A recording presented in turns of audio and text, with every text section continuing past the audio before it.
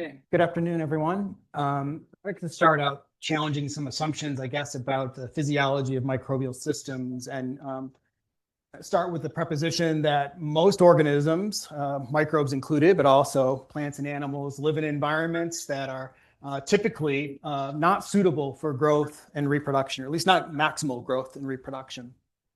And as a result of that, those populations are at risk for extinction. But a lot of different strategies have evolved among diverse organisms, including their ability to alter their behaviors. Some organisms will disperse into new environments and take on the risk of encountering some new set of environmental conditions that might be better. Or some organisms may choose to just stay put and evolve locally through a process of natural selection and local adaptations to those novel conditions. Another option, however, that I'm going to talk about today is that organisms can disperse in time. So many organisms have evolved the capacity to engage in dormancy, which we're going to define as the ability for an individual to enter a reversible state of reduced metabolic activity. And that's a pretty, that's a pretty loose definition. But when we do that, we can see that there are many different types of plants and animals, bacteria, fungi, insects, rotifers, protists, amphibians, birds, all different types of organisms have this ability to engage in this process of dormancy.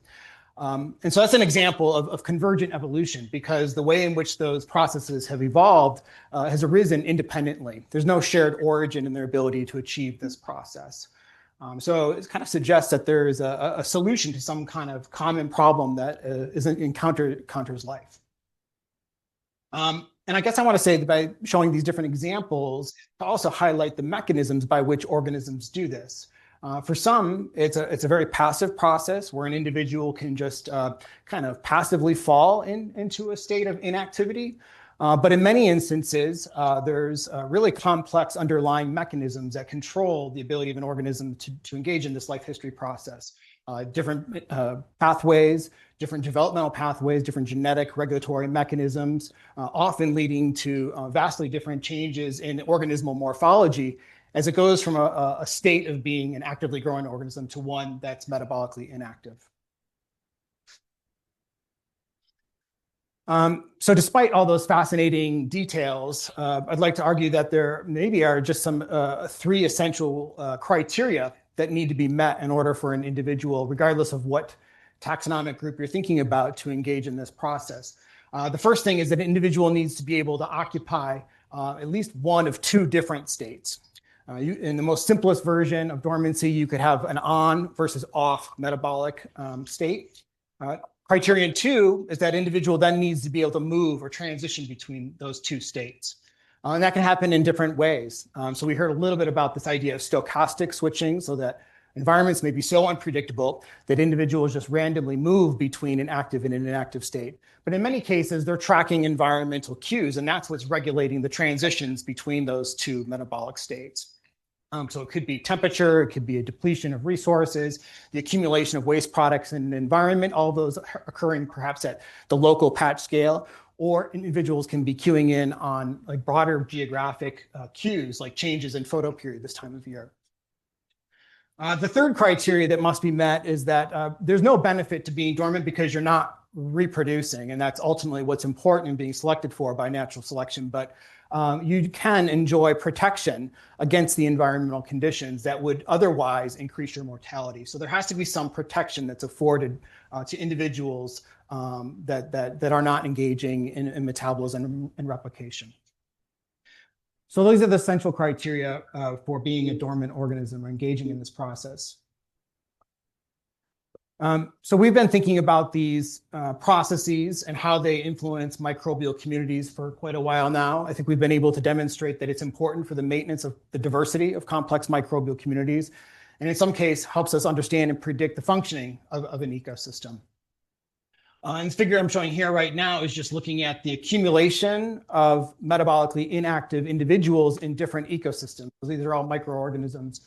And so what you can see is that they're accumulating collectively the abundance and biomass of these different individuals in different ecosystems in a variable way. And in some cases, in soil, which we care about in terms of thinking about the sequestration of carbon from the atmosphere, nutrient cycling for crop and food production, upwards of 90% or more of those microbial cells are in a state of metabolic inactivity. And so these observations we made a long time ago, just by combing information from the literature, have motivated us to be thinking about developing experimental systems that we can bring into the lab to generate and test theory regarding the evolutionary ecology of microbial life. When you say inactive, right? Like what are I assume there are different ways of being inactive. So what would you measure? Yeah, so in this case, this is all based on single cell data where you could look at, for example, the recovery of ribosomes from cells, or the ability of, there's certain metabolic dyes that will fluoresce in a certain way if you have an active electron transport chain. And we're looking at we're classifying those as either active or inactive. And that's what we're showing here in these data. Yeah.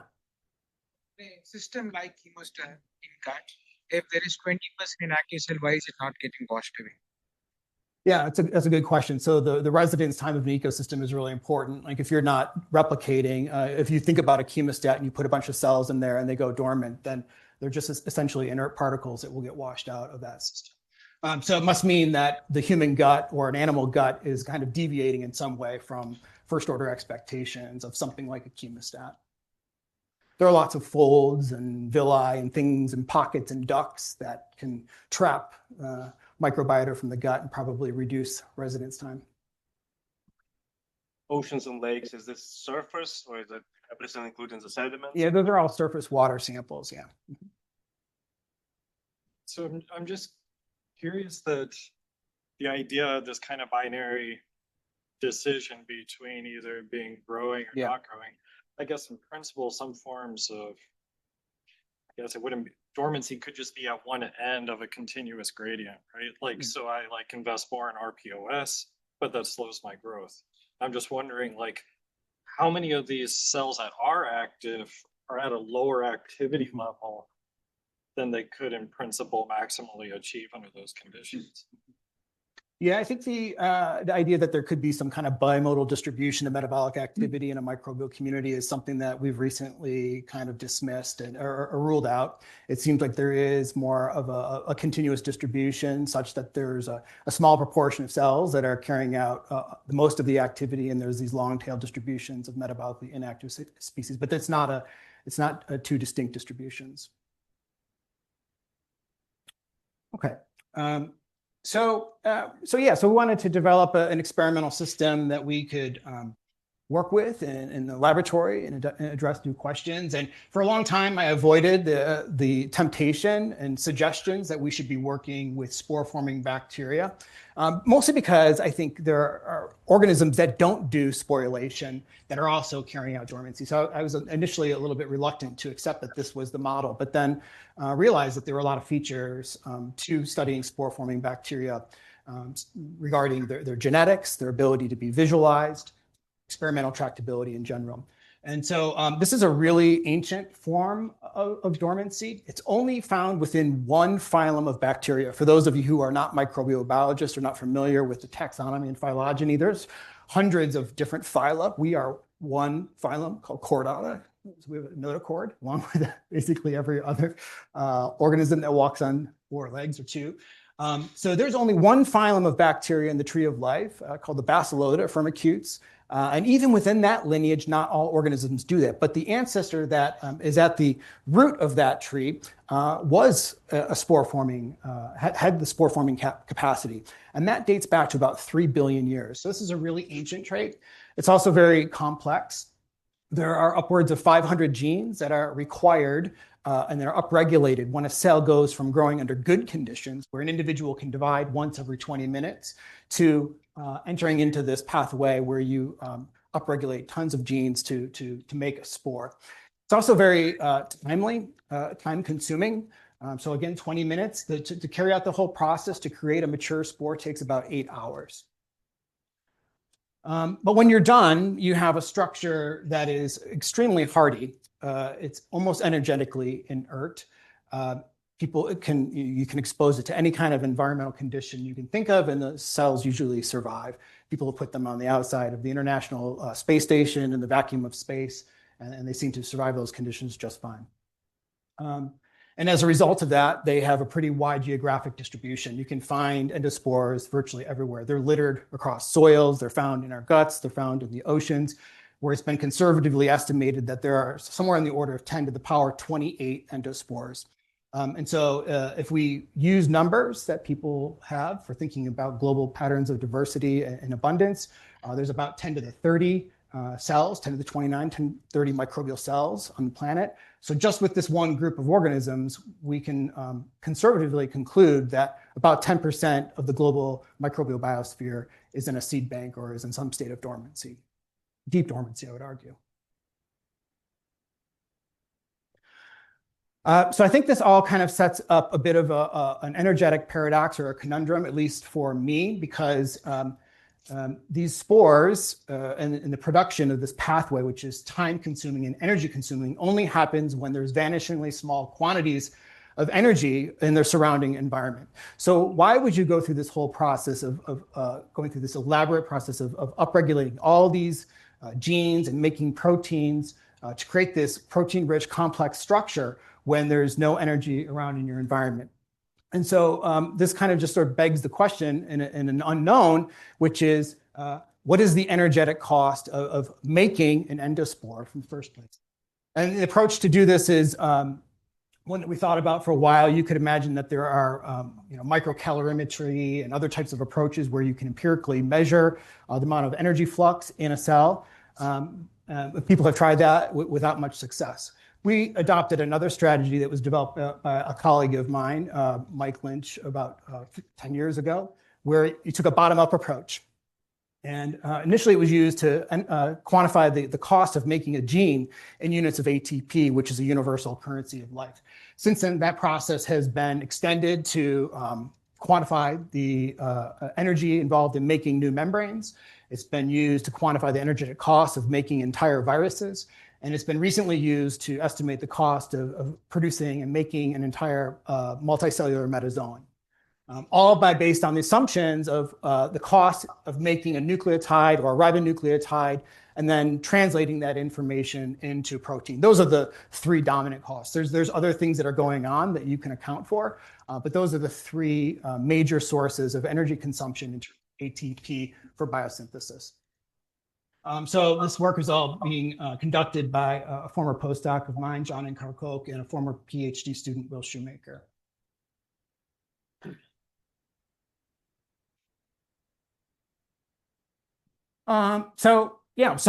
We use this approach, and it basically is just a detailed accounting. It's not really all that exciting. You know which genes in a genome are associated with the process of making a spore. You count those up. You know which ones are being transcribed by mining existing transcriptomic data sets that are being done at precise time resolutions.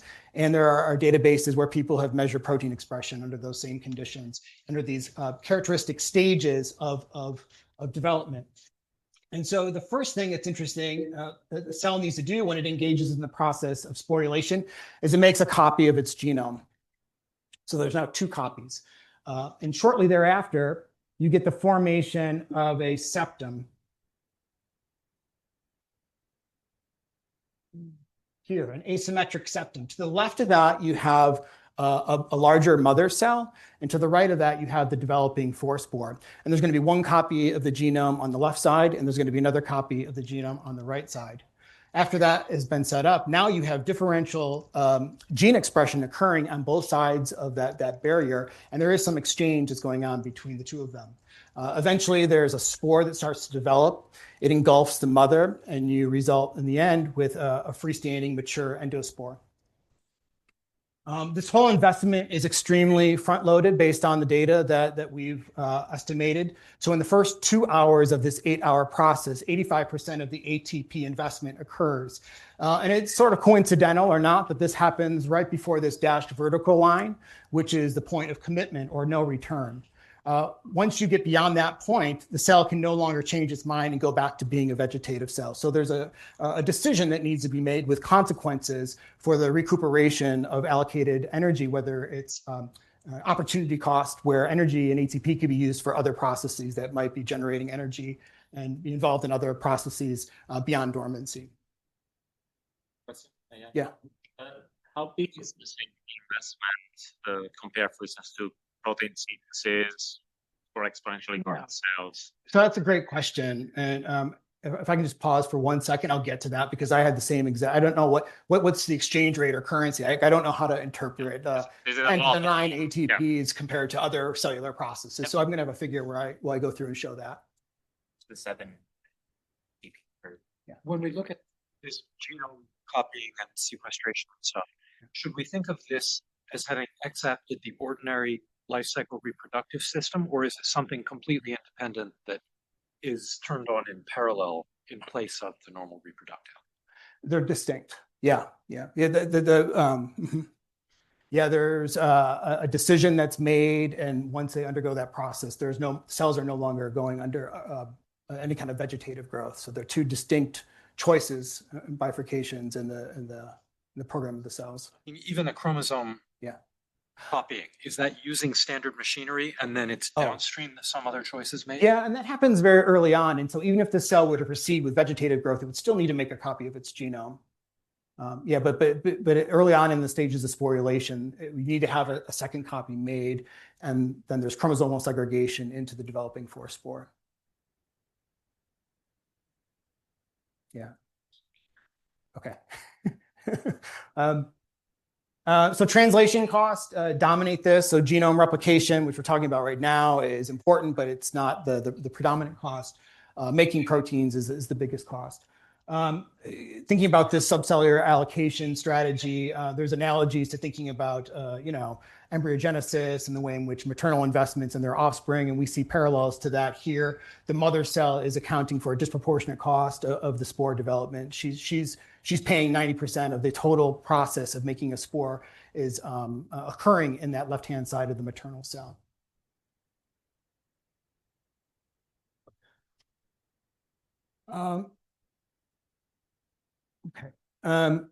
So what I showed you in the last process, early on there was a diagram showing the transitions into dormancy and out of dormancy. So this is the cost of initiating dormancy.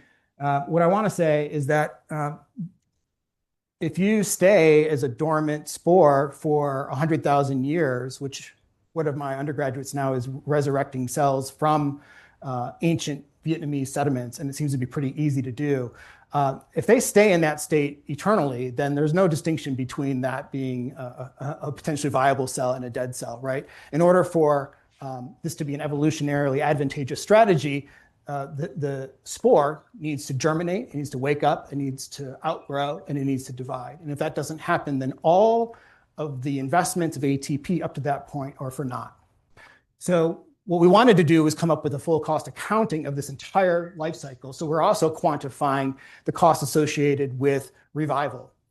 And this happens over a much shorter time scale. So our intuition, naively, was that this should be a less costly process. In fact, what we found is that revival is more expensive than the initiation or formation of an endospore.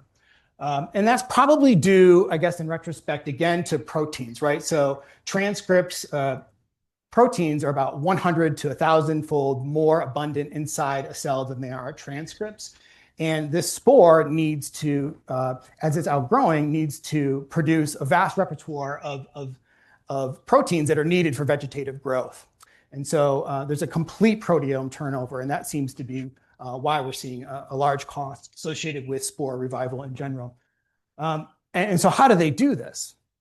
It's not relying on the storage of internal ATP reserves. I think we can be fairly certain of that. In the literature, we've done some careful investigation, and there's at most a couple hundred ATP molecules inside of an endospore.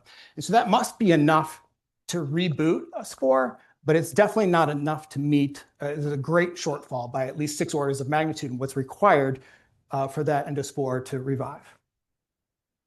Which means, I think, that a germinating endospore has to make, the timing is really important, because as soon as it germinates, it needs to get its hands on a sufficient supply of exogenous resources from outside the cell to meet the cellular demands. Again, otherwise, the whole spore cycle will come to a close. The loop on that. So, like, do you have any direct understanding of the degradation of proteins, the degradation flux of these things? Because there's this proposal of that, well, sometimes it costs 4 ATP per amino acid incorporation, but sometimes you can actually get energy from that process. Yeah, and I think there is some internal recycling. So we, we have kind of worked through this, and there's a manuscript now that's been developed, and there are some calculations that might diminish some of that cost, and there's some internal recycling during the hydrolysis process associated with germination. But I don't have those numbers off the top of my head right now. Okay, so getting back to this question of how do we compare or process or relativize these costs to other things that a bacillus cell might do. And so we carried out the same process, not just for sporulation and germination, but a whole bunch of other things that this cell does using data that we could get our hands on. And from that, we found that sporulation is probably one of the more expensive things that a cell can do. It makes up about 10% of the total budget of the cell. And there are a bunch of alternate strategies that these cells would prefer to engage in when confronted with stress that they do before they will produce an endospore. So some of them, when stressed, will start to collectively engage in biofilm formation. They engage in things like cannibalism. They start expressing competency genes, which might allow them to acquire genes from their environment, which perhaps could influence their fitness. There are a bunch of alternate strategies. All of those are much less expensive than making an endospore. At the end, there's a question about the break-even point here. And so let's imagine that you can reduce maintenance energy requirements by 100-fold. So that's a cost that you have to pay continuously, but that might still be advantageous compared to the one-time big investment of making a spore. And so the characteristic time or frequency at which fluctuations must occur between good and bad environments in order for sporulation to be optimal, for this to be the favored persistent strategy, is about 30 days. So once the environment goes beyond being inhospitable for growth and reproduction, once you get to that 30-day point, now sporulation starts being a beneficial process. I see that we're standing here, so I'm going to just wrap up. We've thought a little bit about how this could limit something called sporulation efficiency. If we put cells in a given environment that's not suitable for growth and reproduction, what fraction of those cells will be able to be producing endospores? We see in the literature it ranges from 0 to 100%, and with a mean of about 30. This has commonly been invoked as a form of bet hedging, that not all individuals need to do this process to ensure the persistence of this population. We built some models that suggest that actually it seems that there's constraints and energy limitation at the population scale that prevents cells from being able to form endospores. And the last thing I wanted to talk about, and I won't go into a ton of detail here, is the evolutionary implications for costs and the maintenance of this trait over long periods of time. I mentioned that this first evolved 3 billion years ago. This trait has been lost repeatedly over geologic timescales.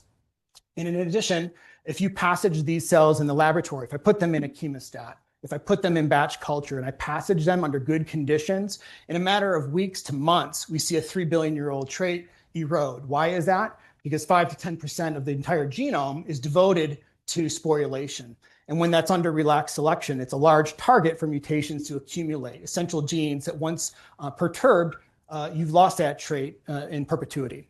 So this is the use it or lose it idea that under relaxed selection, not needing to invoke anything about energetics, we see the loss of this trait over geologic timescales.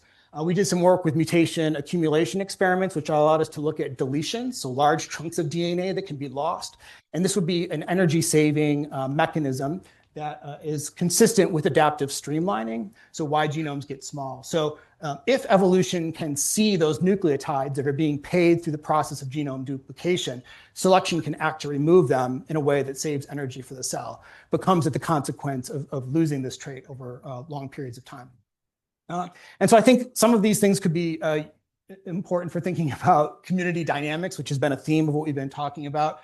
Some of the work that we're doing is trying to think about how spores can provide defense against phages. I know that's going to be something that we're going to hear about tomorrow.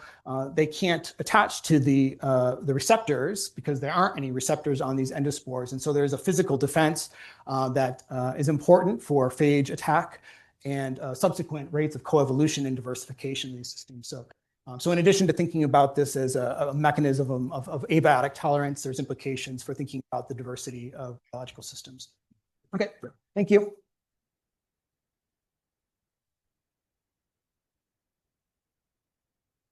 Have time for a few questions. Let's start here. I was wondering about the 100. Microphone. Yes.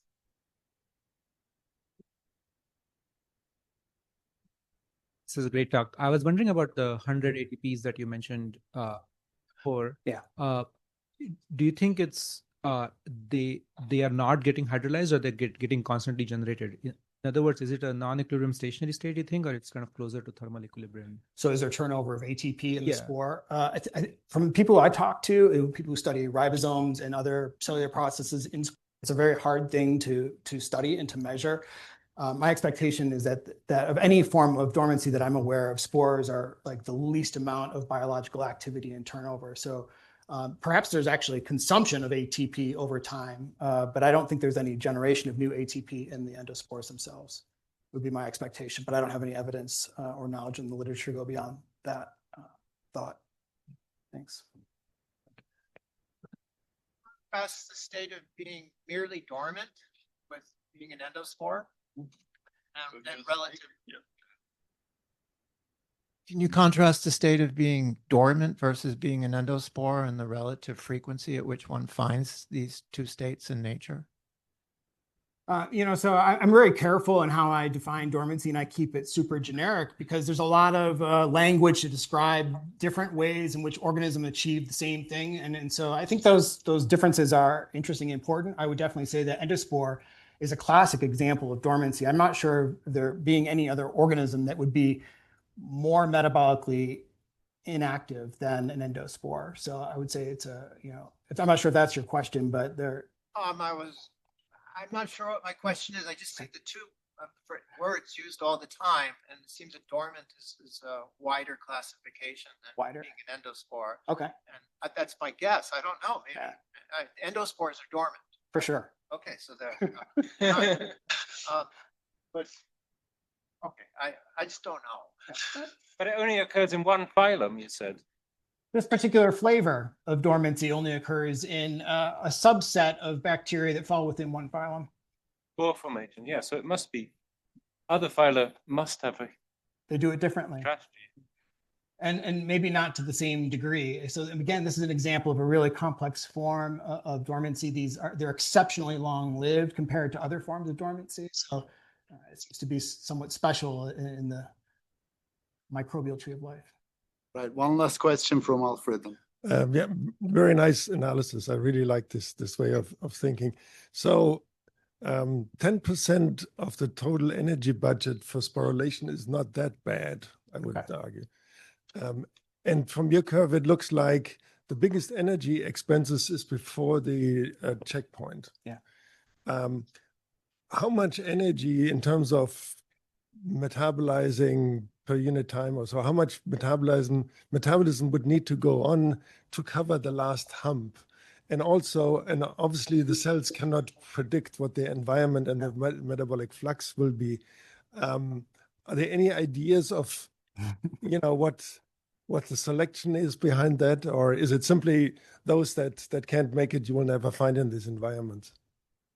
I mean, some element of this is like weren't hypotheses necessarily going in about the checkpoints, but we knew that those checkpoints existed, and it just so happens that a lot of the energy is expended prior to that, which means that if conditions change in that 2-hour window before commitment, then the cell has an opportunity to reuse the energy that's invested for other processes. But once you get past that, it's the point of no return, and there's no way to recoup that energy unless you go all the way through the process of making a mature spore and then successfully germinate and outgrow.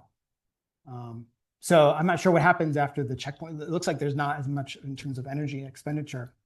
It's just really 85% of it is in those first 2 hours leading up to the formation of the septum.